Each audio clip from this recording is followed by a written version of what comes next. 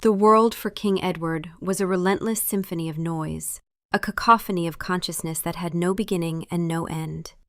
For 3 centuries he had ruled from a throne of polished obsidian, and for every one of those years he had been submerged in the minds of his people. He felt their small joys like flickers of candlelight in a storm, their mundane worries a constant, droning hum beneath the surface of his own thoughts. He knew when a farmer in the southern fields feared a drought, when a merchant in the capital city coveted his rival's wealth, when a young lover in the palace kitchens ached with unrequited passion. It was his greatest weapon and his most profound curse.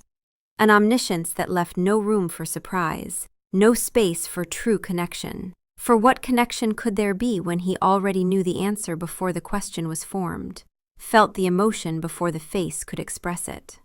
His court was a gallery of open books, their sycophantic thoughts cloying and predictable, their secret ambitions pathetically transparent.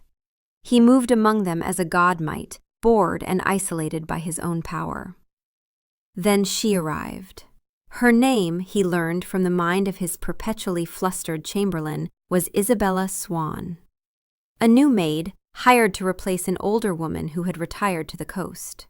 The chamberlain's thoughts were a flurry of trivialities, worries about the shine on the grand hall's marble floors, anxiety over the freshness of the linens, and a fleeting paternal concern for the new girl who seemed so out of place, so fragile against the stone immensity of the castle. Edward felt the thought, dismissed it, and turned his attention back to a tedious trade dispute with the northern duke. He was standing by the great arched window in the throne room, the late afternoon sun casting his shadow long and sharp across the floor, when he felt the shift. It was not a sound, but the absence of one. A sudden, perfect void in the symphony.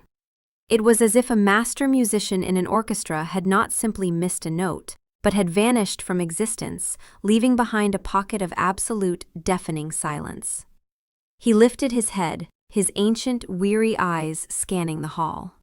The guards stood stoic, their thoughts a disciplined loop of duty and observation. The courtiers whispered in their usual cliques, their minds buzzing with gossip and intrigue. Nothing was amiss, yet everything had changed. He focused, casting his consciousness like a net across the room, searching for the source of the anomaly. He brushed past the mind of a lady-in-waiting, fretting about a tear in her gown, through the ambitious plotting of a junior minister, over the simple, weary desire of a footman wishing for his shift to end. And then he found it. The silence. She was standing near the far colonnade, a bucket of water in one hand and a cleaning cloth in the other. She was small, unassuming, with long, dark hair tied back in a simple fashion. Her head was bowed to her task, movements careful and deliberate as she wiped down the base of a marble pillar. To any other observer, she was nothing more than a new servant, invisible in her station. To Edward, she was a black hole in the fabric of his reality. He reached for her mind, a simple, reflexive act he had performed millions of times. He expected to find something. Fear of her new surroundings, perhaps, the simple focus of her task, a memory of the home she'd left behind. He found nothing. Not a wall, not a shield, not the crackling static of a mind protected by magic. He had encountered those before, crude and obvious defenses that only served to announce the presence of a secret. This was different. This was a pure, unblemished emptiness, a null space. It was as if she did not exist in the one plane where he was absolute master. His stillness drew attention. The low murmur of the court quieted as heads turned toward the throne. He felt their curiosity, their fear. The king is displeased. What has happened? Who has offended him? He ignored them. All of his formidable focus, the entirety of his ancient, powerful consciousness, was trained on the small, silent figure by the pillar. A spy. The word formed in his mind, cold and sharp. It had to be. No mortal was born with such an absence. This was a weapon, a form of dark, subtle magic he had never encountered. She had been sent to infiltrate his court, to walk through his psychic domain like a ghost, unseen, unheard. She was here to watch him, to learn his secrets, to find a weakness. A cold, unfamiliar fury began to build in his chest. For centuries, no one had been able to hide from him. This girl, this child with her plain dress and her bucket of water, was a direct, insulting challenge to his power. He watched her finish her task, her movements economical and graceful in their simplicity. She did not look up, did not seem to feel the weight of his stare, a pressure that had made generals and ambassadors tremble. She simply picked up her bucket and moved to the next pillar, her mind a continued, impossible blank. The silence was an affront. It was a lock on a door in his own house. And he, the king, found himself without a key. For the first time in a century, Edward felt a sliver of something other than ennui. It was a jagged, unsettling thing, a cocktail of fury, intrigue, and a dread he could not name. He would know her. He would break that silence, shatter it into 1,000 pieces, and see what secrets it was hiding. He would watch her until she made a mistake. And she would. They always did. The castle was a labyrinth of cold stone and suffocating silence. Bella had been here for 3 days, and the oppressive grandeur of the place seemed to leach the very warmth from her skin. Every footstep echoed. Every whispered word seemed to travel for miles down the vaulted corridors.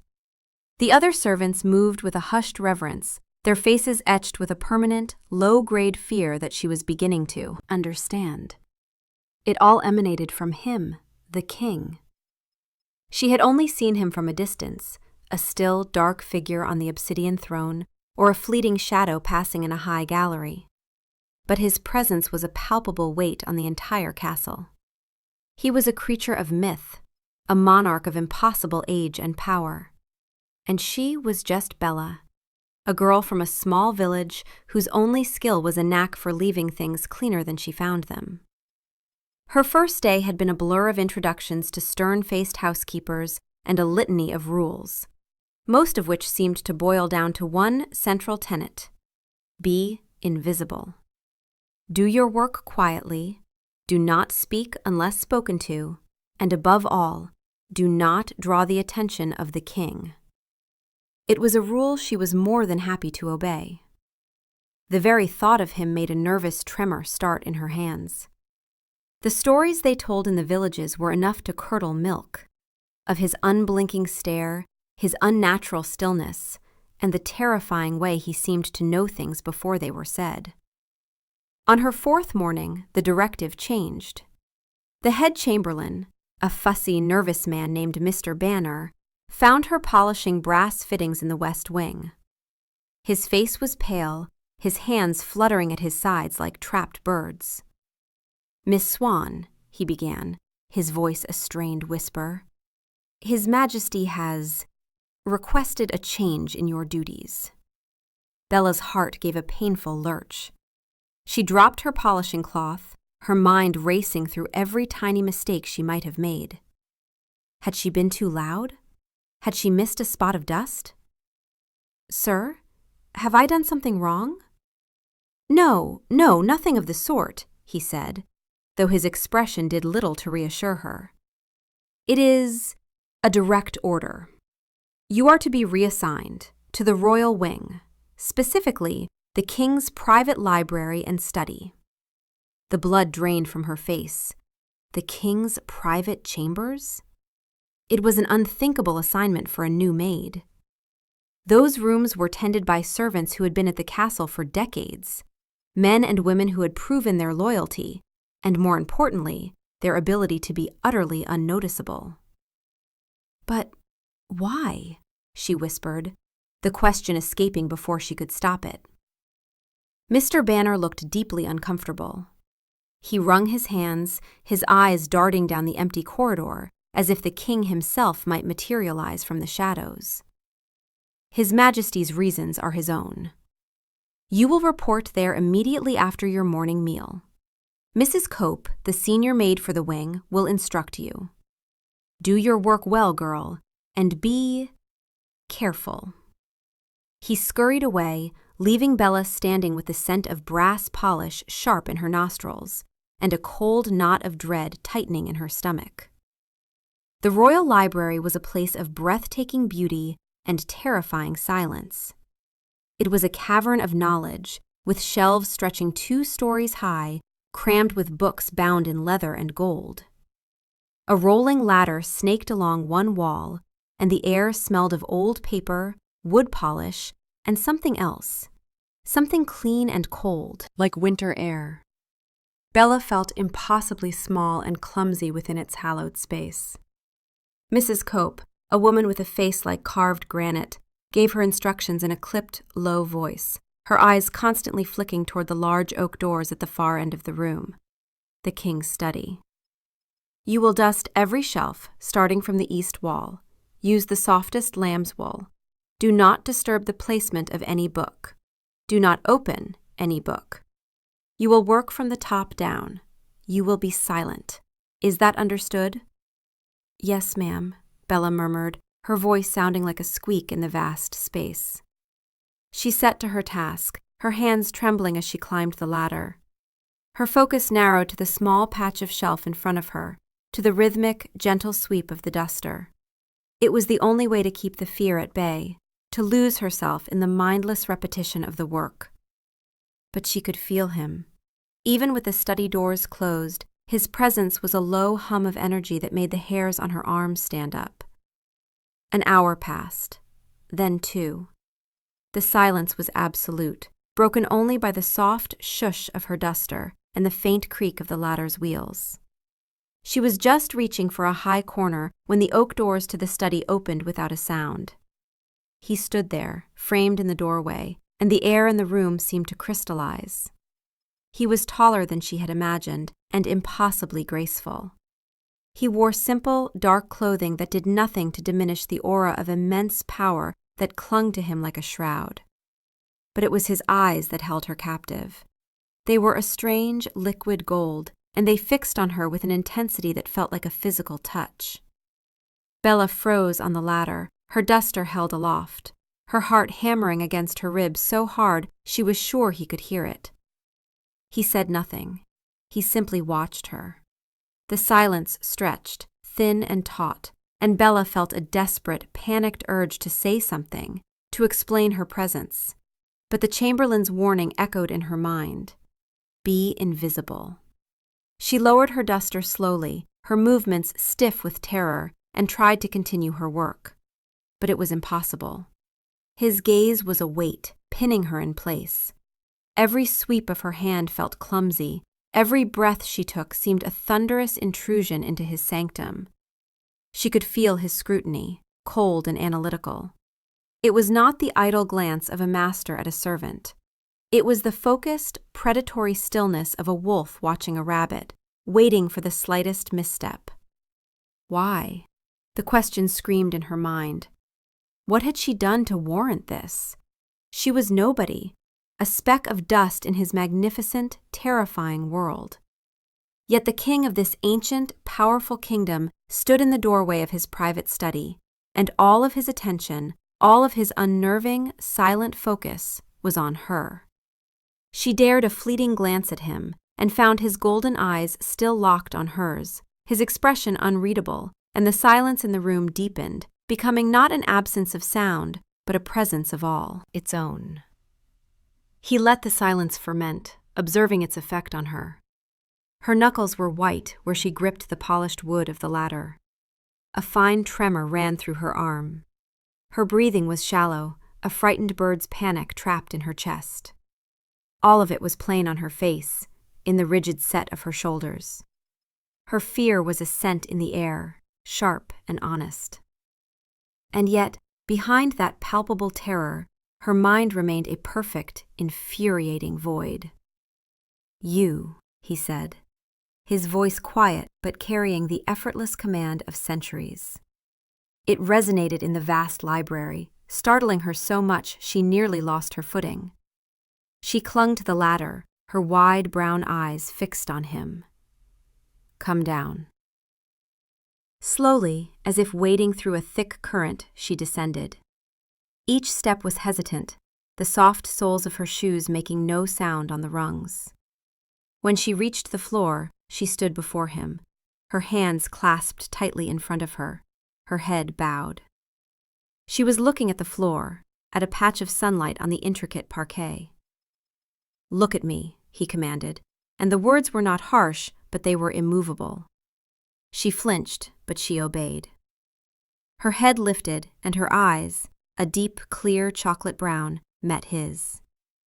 They were filled with a pure, unadulterated fear. He had seen fear before, thousands of times. He knew its every flavor, the bitter fear of the condemned, the sour fear of the sycophant, the sharp fear of the warrior facing death. Hers was the simple, clean fear of a small creature before a predator.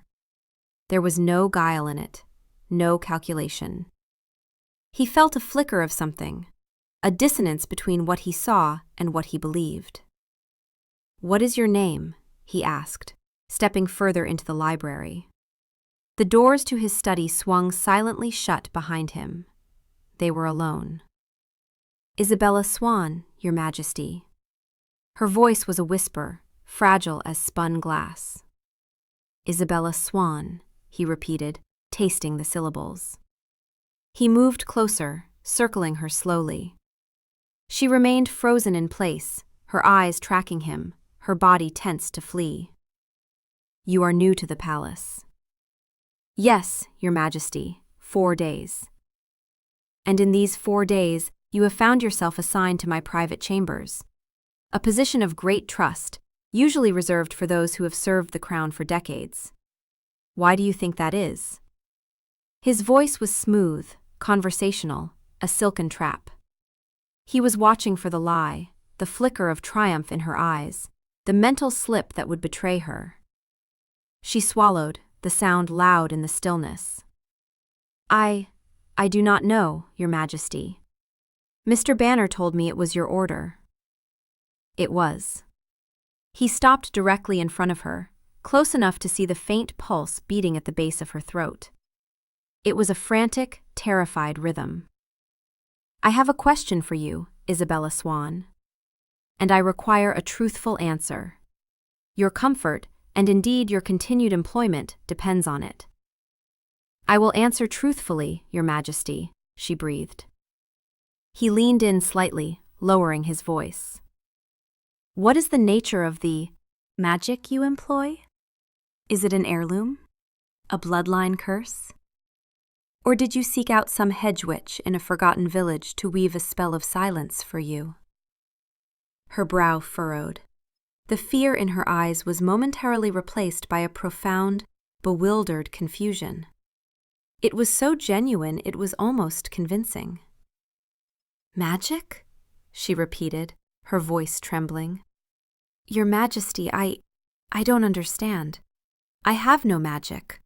I am a maid." The denial was expected.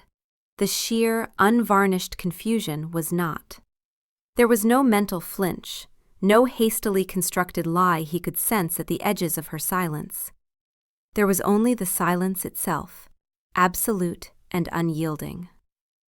Frustration, a hot, unfamiliar emotion, coiled in his gut. He was used to peeling back layers of thought to find the truth nestled within. With her, there were no layers. There was only a wall of nothing. "Do not play the fool with me," he hissed, the silken tone vanishing, replaced by the razor's edge of his anger. "No one is born with a mind like yours. It is a shield, an elaborate deception. Who sent you? Who do you serve? Is it the shadow court of the unseelie? The sunstone coven? Answer me."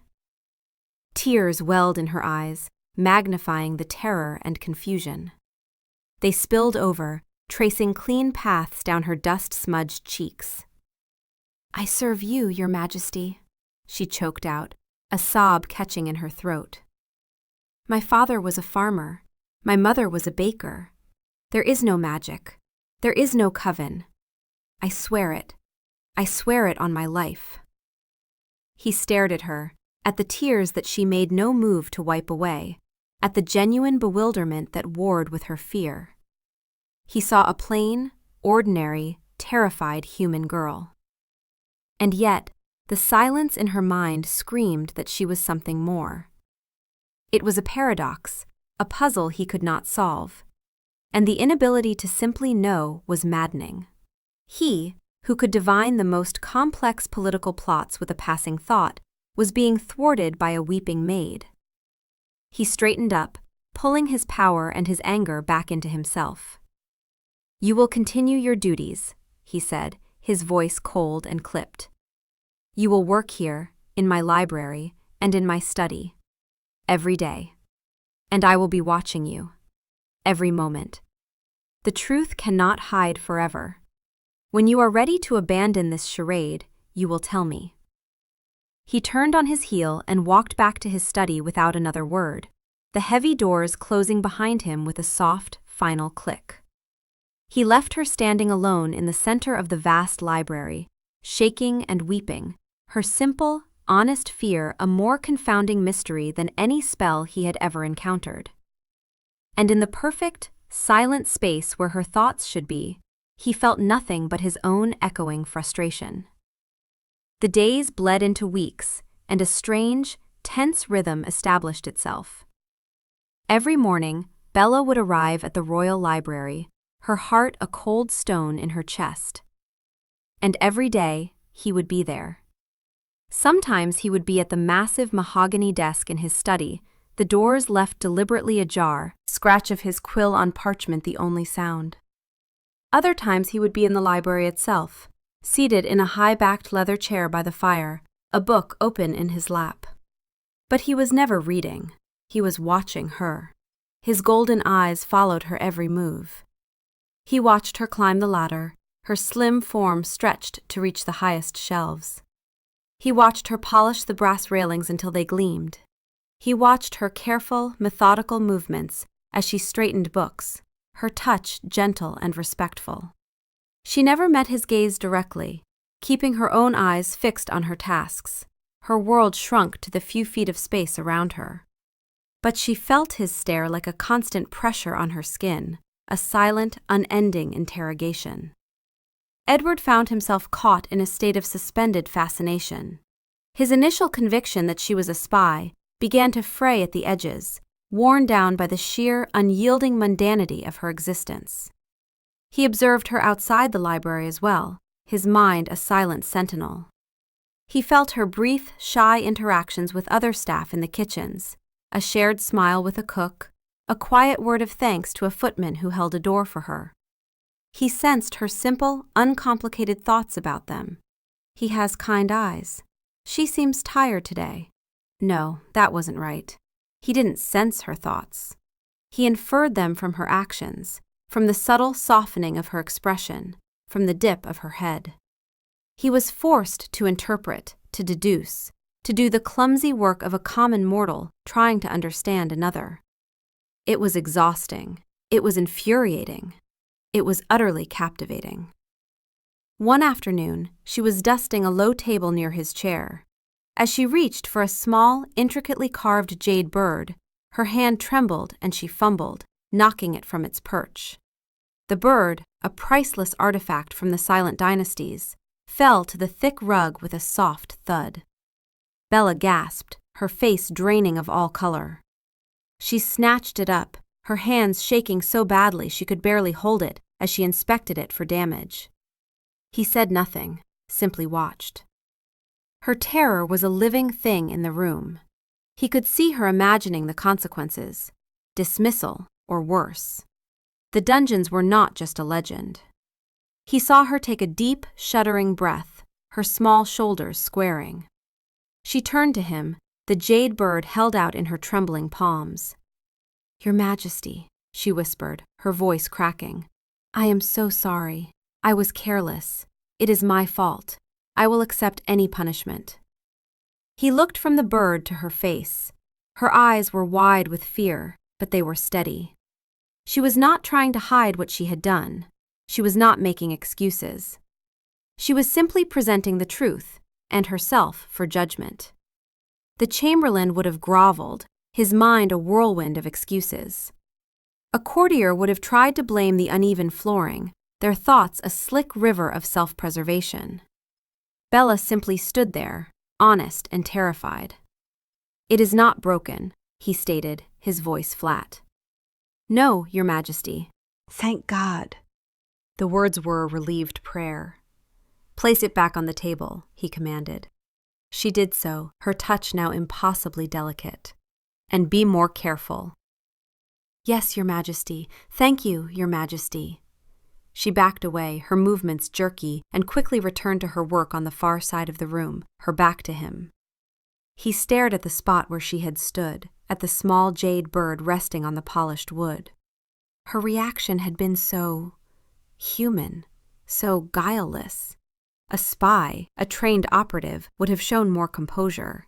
A witch with powerful magic would not be so easily undone by a simple case of nerves.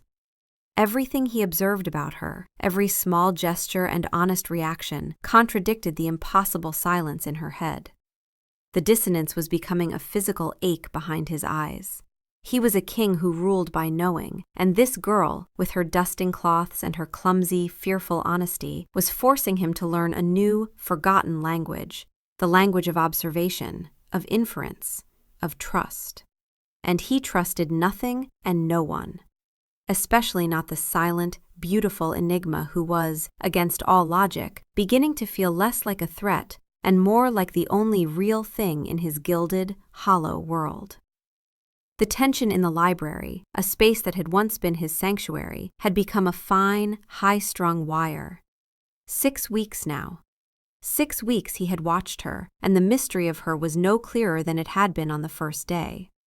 The lack of resolution was beginning to wear on his control, a slow erosion of the icy calm that had defined his existence for centuries. He had tried everything short of physical coercion, a line he was loath to cross, not out of any moral compunction, but because it felt like a crude admission of defeat. His power was his mind, and his mind had failed him. This afternoon, the frustration was a living beast inside him. He had spent the morning in a council meeting, swimming in the petty, greedy thoughts of his ministers, their minds a swamp of ambition and deceit. Emerging from that cesspool into the clean, perfect silence of Bella's presence was no longer a relief. It was a goad. The contrast was too stark. The silence was a judgment on his own tainted world. She was on her knees, polishing the ornate brass legs of a large globe stand in the corner of the room. The late afternoon sun slanted through the high-arched windows, illuminating the dust motes dancing in the air and casting a halo around her dark hair. She was humming, a soft, tuneless little sound, so quiet it was barely audible. It was a sound of simple contentment, the kind of absent noise one makes when focused on a task. And it broke something in him. He rose from his chair, his movement so swift and silent that she didn't notice him until his shadow fell over her.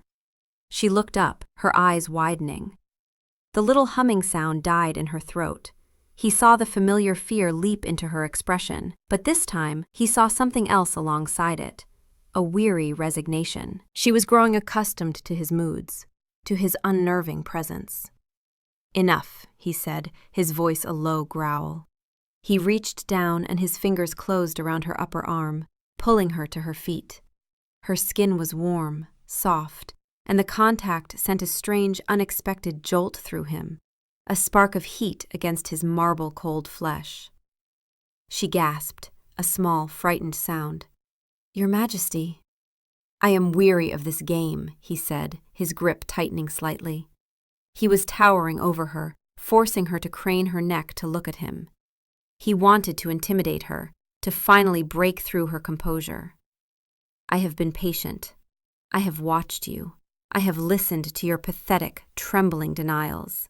My patience has reached its end." He backed her against the towering shelves of books, trapping her.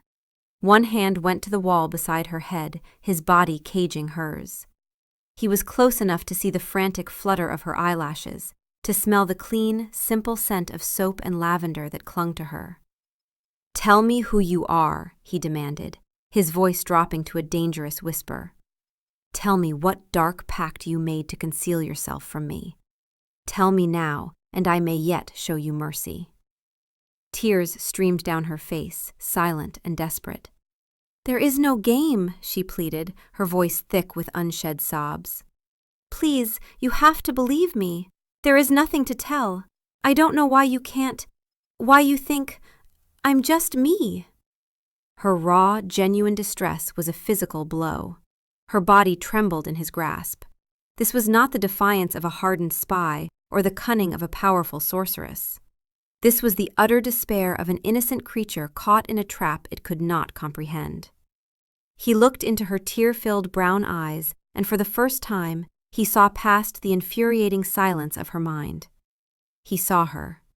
He saw a young woman, ripped from her simple life, terrified and alone, being tormented daily by a monster she had done nothing to provoke. And in that moment of seeing, a profound and unwelcome shift occurred within him. The anger, the frustration, the centuries of paranoid suspicion, they did not vanish, but they were suddenly overshadowed by a different feeling, something fierce and unfamiliar. It was a sharp, painful pang of protectiveness. It made no sense. She was the threat, the anomaly. But his own predatory instincts, honed over a millennium, were suddenly, inexplicably, recoiling from her pain. He felt like the villain in a story he had not written. He released her arm as if it had burned him. He stepped back, putting space between them. The back of her head hit the bookshelf with a soft thud, and she slid down slightly, her legs seeming to give way. She watched him, her breath coming in ragged gasps, her expression a mixture of terror and utter exhaustion. He turned away from her, unable to bear the sight of what he had done. He walked to the window, placing his hands on the cold stone of the sill, and stared out at the manicured perfection of the palace gardens. The symphony of the world rushed back in. The thoughts of the gardeners, the guards, the distant city, but it was all just noise.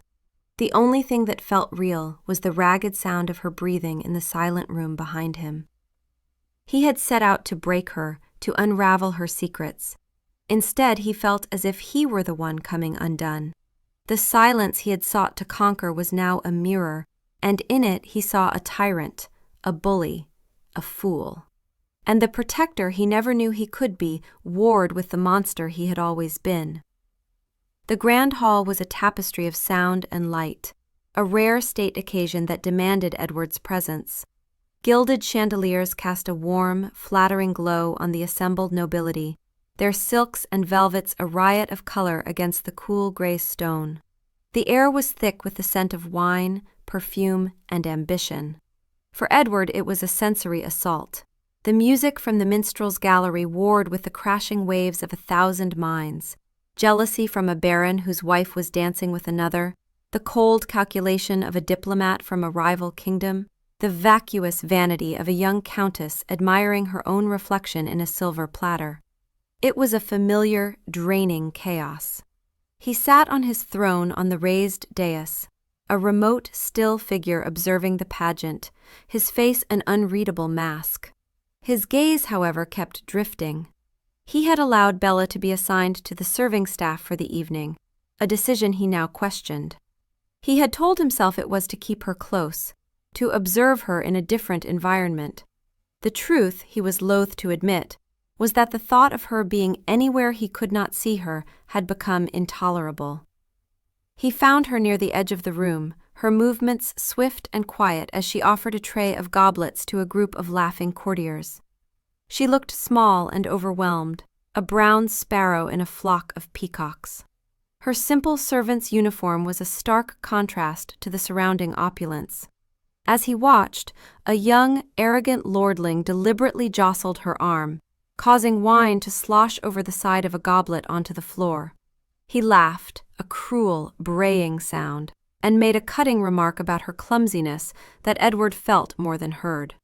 Bella flushed, a deep, painful red, murmured an apology, and knelt to clean the spill, her head bowed in humiliation. The protective rage that had flickered to life in the library now roared into a bonfire. It was a primal, possessive fury that shocked him with its intensity.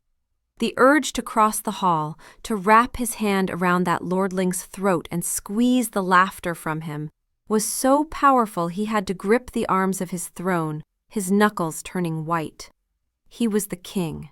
He could do it. He could end the man for the insult, and no one would dare question him. But he remained seated, his body rigid, his power leashed by a thread of control. He could not reveal his interest. It would put her in even greater danger. It was then that the world tilted on its axis. Attack came without warning. There was no surge of murderous intent in the minds around him, no flicker of a conspiratorial thought. One moment the hall was filled with music and chatter. The next, 3 of the liveried footmen standing near the great doors moved with impossible speed. They were not footmen. They were assassins, their minds shielded by a powerful, ancient magic that had masked them completely.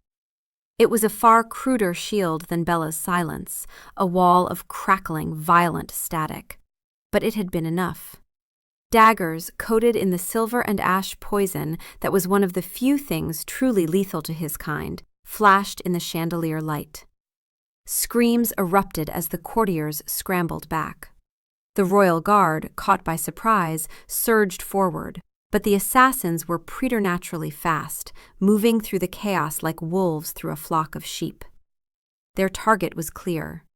They were coming for him. Edward was on his feet in an instant, a low snarl ripping from his throat. Time seemed to slow, to stretch. He saw the arc of a thrown dagger as it flew toward his chest. He could have dodged it easily. He could have caught it, but his eyes were not on the blade. They were on Bella. She was frozen, trapped between the surging crowd and the assassin's path. She had been making her way toward the kitchens, and now she stood directly between him and one of the attackers. Her face was a mask of pure terror, her eyes wide, her body paralyzed by shock. The assassin, his eyes fixed on the throne, raised a blade to strike her down, to clear his path to the king. He saw her not as a person, but as an obstacle. In that elongated, silent moment, instinct obliterated reason. Paranoia, suspicion, the mystery of her silent mind, it all burned away to nothing. There was only one imperative, one thought that screamed louder than all the others. Protect her. He moved. He was a blur of black, crossing the 20 feet of marble that separated them in less than a heartbeat. He reached her an instant before the assassin's blade did. He didn't push her aside. He didn't throw her to safety. He wrapped his body around hers, shielding her completely, his back to the attacker. He pulled her flush against his chest, his arm clamped around her waist, his other hand coming up to cradle the back of her head, pressing her face into his shoulder. He braced for the impact of the poisoned dagger. And then her skin touched his. It was not the brief, incidental contact of the library. This was flesh against flesh, her cheek pressed to the thin fabric of his tunic, his hand against her hair, his body a shield around hers. The moment their bodies made true, desperate contact, something ignited. It was not a spark, it was a supernova. A tidal wave of energy, of pure, undiluted knowing, crashed through him. It was a feeling of homecoming, of finding a piece of his soul he had not known was missing for 1,000 years. It was recognition on a cellular, spiritual level, a bond, snapping into place with the force of a collapsing star. It sang through his veins, a silent, perfect music that drowned out all the noise of the world, all the chaos of the attack.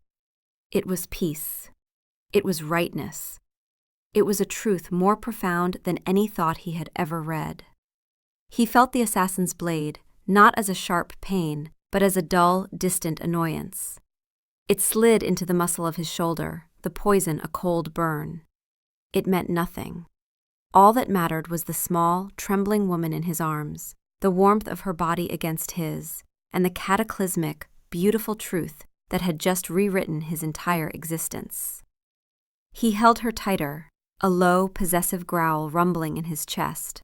Not of anger now, but of absolute territorial finality. She was his. The world had just tried to take her from him. The world would pay. The immediate aftermath was a blur of controlled violence. The royal guard, loyal and lethally efficient, dispatched the assassins with brutal finality. The grand hall, a moment before a scene of revelry, was now a tableau of fear and death. Courtiers huddled against the walls, their minds a frantic storm of terror that beat against Edward's consciousness. But he barely felt it. The symphony of noise he had lived with for centuries was a distant echo, muted by the roaring, magnificent silence of the bond that now connected him to the woman in his arms. He still held her, his body a fortress around hers. The dagger was still embedded in his shoulder, the poison a sluggish, cold fire that his preternatural healing was already fighting. He barely noticed. Bella was shaking uncontrollably, her face still buried in his chest, her small hands clutching the fabric of his tunic. He could feel the frantic, terrified hammering of her heart against his ribs. It was the only sound that mattered. Gently, he pulled back, his hands moving to frame her face. He needed to see her eyes. She looked up at him, her own wide brown eyes swimming with tears and a new, dawning confusion. He saw his own shock and overwhelming discovery reflected there. She had felt it too. The snap of the bond, the sudden, inexplicable sense of rightness. Her mind was still a perfect, beautiful void to him, but he no longer needed to hear it. He could feel her. He could feel her terror, her confusion, and beneath it all, a nascent, fragile sense of safety. "You are unharmed?" His voice was rough, a raw sound he barely recognized as his own. She could only nod, a tiny, jerky movement. He looked down at the dagger in his shoulder, then reached up and pulled it free with a single, smooth motion, dropping the poisoned steel to the floor where it clattered on the marble. He felt the wound begin to seal, the ancient power in his blood neutralizing the toxin. The captain of his guard, a grim-faced vampire named Jasper, was suddenly at his side. "Your Majesty, are you?" "Secure the hall," Edward commanded, his voice regaining its authority. "Find out who sent them. I want answers." He didn't wait for a reply. Scooping Bella into his arms as if she weighed nothing, he turned from the chaos and strode from the hall, ignoring the gasps and frantic whispers of his court. He carried her through the winding corridors of the palace, his long strides eating up the distance to the royal wing. She was pliant in his arms, her head resting on his shoulder, her breathing still ragged. He didn't take her to her servants' quarters. He took her to his own private chambers, a place no one but he had entered in over a century. He swept through the sitting room and into his bedroom, a vast, Spartan space dominated by a large bed and windows that looked out over the sleeping city. He laid her gently on the bed, pulling a thick fur throw over her trembling form. She stared up at him, her expression lost. What was that?" she whispered, her voice barely audible. It was a question that encompassed everything, the attack, his impossible speed, the feeling that had passed between them. "I don't know," he admitted, and the honesty of the words felt strange in his mouth. "But I will find out." He turned and left the room, closing the heavy doors behind him, leaving her safe within his sanctuary. He strode back out into the corridor and issued a single, sharp command to the guards now posted there. "No one enters, no one leaves. She is not to be disturbed." Then he went to the library. Not to his chair, but to the summoning bell on his desk. He rang it twice, a specific, urgent peal that had not been used in 50 years. He needed knowledge. He needed the keeper of the old laws, the lore master of their kind. A few minutes later, the library doors opened to admit an ancient vampire named Eleazar. He was from the old country, his face a roadmap of time, his eyes holding the patient wisdom of forgotten ages. He had been Edward's tutor when Edward was still a fledgling, centuries ago. "You rang, my king," Eleazar said, his voice a dry rustle of old parchment. He took in Edward's torn tunic, the faint, dark stain of blood on his shoulder, his agitated energy. "There has been trouble." "Assassins," Edward said, pacing the length of the room. "Shielded, but that is not why I summoned you."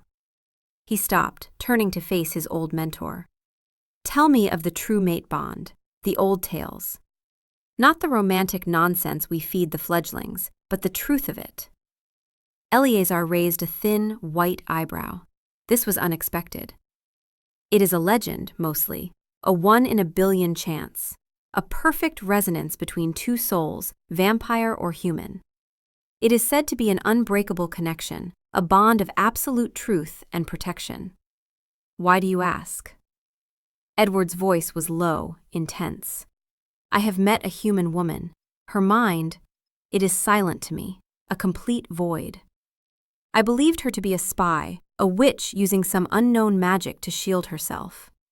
He paused, the memory of the last hour crashing over him again. "Tonight, during the attack, I shielded her with my body. Our skin touched, and I felt it. The bond. It settled into place like a key in a lock I never knew existed." Eleazar's ancient eyes widened, a flicker of profound shock in their depths. He was silent for a long moment, processing the impossible. "A silent mind," he murmured, more to himself than to Edward. "Of course." "What do you mean, of course?" Edward demanded, his patience thin. Eleazar looked at him, and his expression was one of dawning wonder. "The old texts are obscure, fragmented, but they speak of it, the sacred silence. It is the ultimate sign of the bond, its very first manifestation. My king, you have been laboring under a terrible misapprehension. The girl's silent mind was not a shield against you." He took a step forward, his voice filled with a new, reverent awe. "It was a sanctuary, waiting for you. True mates cannot read each other's minds. The bond itself forbids it." Edward stared at him, the world seeming to stop. "Forbids it? Why?" "For trust," Eleazar said simply. "Your gift, my king, is a formidable weapon, but it precludes the most fundamental aspects of a relationship: faith, vulnerability, the slow and sacred act of revealing oneself through words. The bond protects that. It strips away your omniscience to force you to do what you have never had to do with anyone. Listen. It ensures that the connection between you is built not on stolen thoughts and easy certainty, but on the difficult, beautiful, and honest work of communication." Her mind was not closed to you. It was open in a way no other mind could ever be. It was waiting for you to speak to it, instead of just reading it. The truth of Eleazar's words slammed into Edward with the force of a physical blow. The silence. The perfect, infuriating, beautiful silence. It wasn't a wall, it was an invitation. It wasn't a deception, it was the most profound truth he had ever encountered. Every suspicion he had harbored, every harsh word he had spoken, every moment he had terrified her, it all cascaded over him in a wave of shame and regret so powerful it buckled his knees. He had been so wrong, so blind. He had treated a miracle as a threat, a gift as a curse. And he had terrified the one person in all of existence who was made for him. He had to go to her. He had to explain. He had to beg for the forgiveness he in no way deserved. He found her sitting on the edge of the massive bed, the fur throw clutched around her shoulders like a shield. She looked impossibly small in the cavernous room. The fire in the hearth cast flickering shadows on the walls, making the space feel both intimate and intimidating. Her eyes, wide and luminous in the dim light, snapped to him the moment he entered. He saw the familiar fear there, but it was now laced with a deep, searching confusion. She was waiting. He closed the doors softly behind him, the sound echoing the finality of the one in the library, but this time it felt different. It was not a closing off, but a sealing in, creating a private world for just the two of them. For a long moment, he simply stood there, drinking in the sight of her. The silence in her mind was no longer a void. It was a quiet, holy space. It was hers. And he felt a surge of protective tenderness for it, for her, so fierce it stole his breath. He had planned speeches on the walk from the library, eloquent apologies crafted by a mind used to commanding language, but they all felt hollow and false now. The bond demanded something simpler. It demanded truth. He crossed the room and knelt before her. The act was so foreign to him, so contrary to the centuries of kingship that defined him, that it felt like shedding an old skin. He knelt on the cold stone floor, bringing his eyes level with hers. He was no longer a king interrogating a subject. He was just a man, flawed and penitent, before the woman he had wronged. "Bella," he said, and using her name felt both impossibly intimate and profoundly right. Her breath hitched. "I owe you an apology so vast I do not have the words for it." She just watched him, her knuckles white where she gripped the fur. "For 6 weeks I have terrorized you," he continued, his voice low and raw with self-recrimination. "I have treated you with suspicion and cruelty. I accused you of being a spy, a witch, a liar. I saw your innocence and I called it a deception. I saw your fear and I called it a performance. I was wrong. About everything, I was wrong."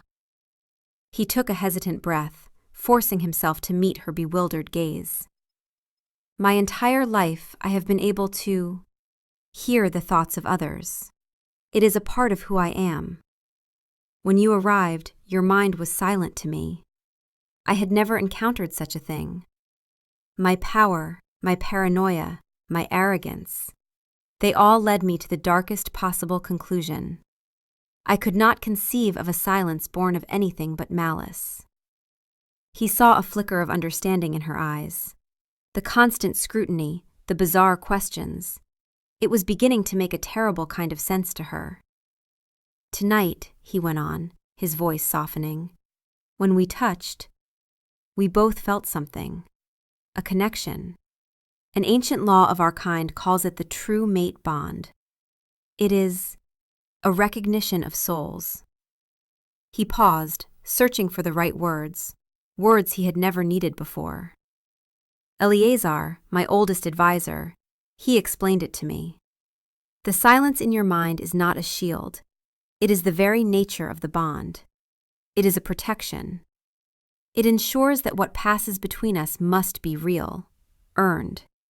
It forces me to put aside my power and learn to listen, to speak, to build trust in the way mortals do." He finally risked reaching out, not to grab or compel, but a simple, open-handed gesture. He laid his hand on the fur throw near her knee, not touching her, but offering contact. "The silence I feared was a gift I was too blind to see. It was meant to lead me to you, to teach me a better way. Instead, I used it as a weapon against you.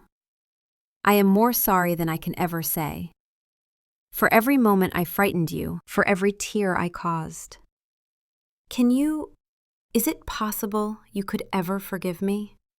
Bella stared at him, at the ancient, powerful king kneeling at her feet, his golden eyes filled with a pain and a vulnerability she had never imagined possible.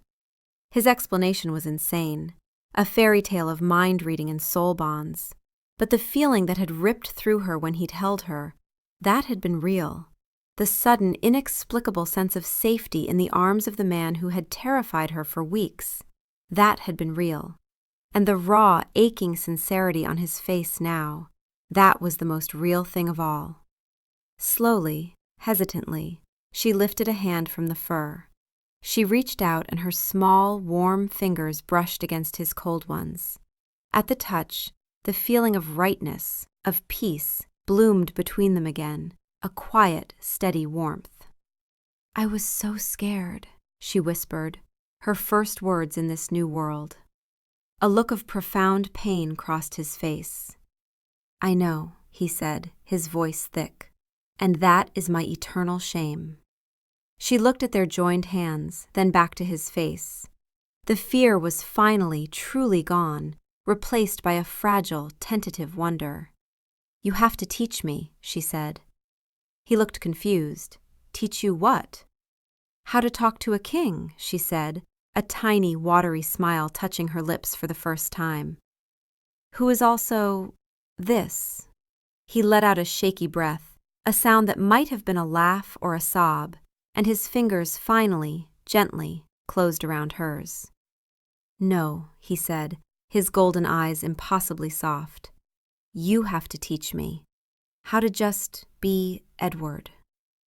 The weeks that followed were a quiet revolution. The oppressive tension that had defined Bella's existence in the castle evaporated, replaced by a delicate, unfolding curiosity. Edward dismissed her from her duties as a maid, an act that sent a wave of scandalous speculation through the court's ever-churning mill of gossip. He did not, however, elevate her to a public position. He did not make her a lady of the court or shower her with jewels. Instead, he did something far more intimate and, to the outside world, far more perplexing. He simply kept her with him. Their world shrank to the quiet, protected space of the royal wing. The library, once a chamber of interrogation and fear, became their sanctuary. The dynamic was completely inverted. Where he had once watched her in suspicious silence, now he spoke, and she listened. He told her stories of his long life, of centuries past, of the fall of empires and the birth of nations. He spoke of his lonely childhood as a human boy in a world long since turned to dust, and of the violent, painful rebirth that had made him what he was. He spoke of the crushing weight of his unwanted gift, the relentless noise that had been his only companion for 300 years. He unburdened his soul, piece by piece, offering the stories to her like fragile treasures. Bella, in turn, began to fill the beautiful silence he had once feared. She told him of her own simple life, of the smell of her mother's bakery in the morning, of the feel of soil under her fingernails from her father's garden, of her secret love for wildflowers and sad songs. Her stories were small, mundane, and utterly magical to him. Each detail she shared was a revelation, a precious piece of information he had not stolen from her mind, but had been freely given. He learned that her favorite color was the deep blue of twilight, that she was afraid of spiders, that she hummed when she was content. He learned her not through a violation of her privacy, but through the patient, sacred act of paying attention. One afternoon, they sat in their usual chairs by the fire. A light snow was falling outside, dusting the world in a blanket of white. Edward was reading to her from a book of old poetry, his voice a low, melodic baritone that filled the comfortable quiet between them. He paused, looking at her over the top of the leather-bound volume. She was watching the fire, her face soft in its flickering light, a small, contented smile on her lips. "What are you thinking?" he asked. The question was soft, born of genuine curiosity. It was a question he had never truly needed to ask anyone before. She turned her gaze to him, her brown eyes warm and clear. "I was thinking that this is the quietest place I have ever been," she said. "It used to be a terrifying quiet. Now, it feels like peace." "For me as well," he admitted. The constant hum of the castle's thoughts was still there, at the edges of his consciousness, but it was muted, distant. The silence of their shared space, the silence of her, was the anchor that held him, a calm harbor in a chaotic sea. He set the book aside. "Bella," he began, a new seriousness in his tone. "The court whispers. They do not understand. They see you, a commoner, always at my side. They invent reasons, none of them kind." She looked down at her hands, her smile fading slightly. "I know. I could silence them," he said. "I could make you a duchess. I could give you a title and lands that would force their respect." She was quiet for a moment, then she looked back up at him, her expression earnest. But that wouldn't be real, would it? It would just be another thing you did to me. Like assigning me to the library. It would be about your power, not about us. She hesitated, then found her courage. I don't want a title, Edward. I just want this. To learn you. And for you to learn me. His heart, the long, still muscle in his chest, ached with a tenderness that was almost painful. She was right. He was still thinking like a king, of solving problems with power and pronouncements. She was teaching him to think like a partner, to solve problems with honesty and connection. He rose from his chair and walked to the massive globe stand, the one she had been polishing that day he had finally broken. He ran a hand over its smooth, curved surface. This room, he said, his voice thoughtful. It has seen the worst of me, my paranoia, my cruelty, and it has seen the best of you, she countered softly, coming to stand beside him. It saw you apologize. It saw you learn to listen. He turned to her, his golden eyes searching her face. Is that enough? Can what we are building here be enough to make up for how we began? Bella reached out and with a boldness that would have been unthinkable weeks ago, placed her hand on his chest directly over his heart. His skin was cool, but she imagined she could feel the deep, ancient stillness within. We didn't begin in fear, Edward, she said, her voice full of a conviction that settled deep into his soul. We began the moment you chose to protect me. We began with the bond. Everything before that was just a long, dark road to get us here. He covered her hand with his own, pressing it closer. The simple, profound rightness of her touch, of their bond, washed over him. She was his mate, his partner, his teacher. She had walked into his silent, ordered world and filled it not with noise, but with a quiet, resonant truth.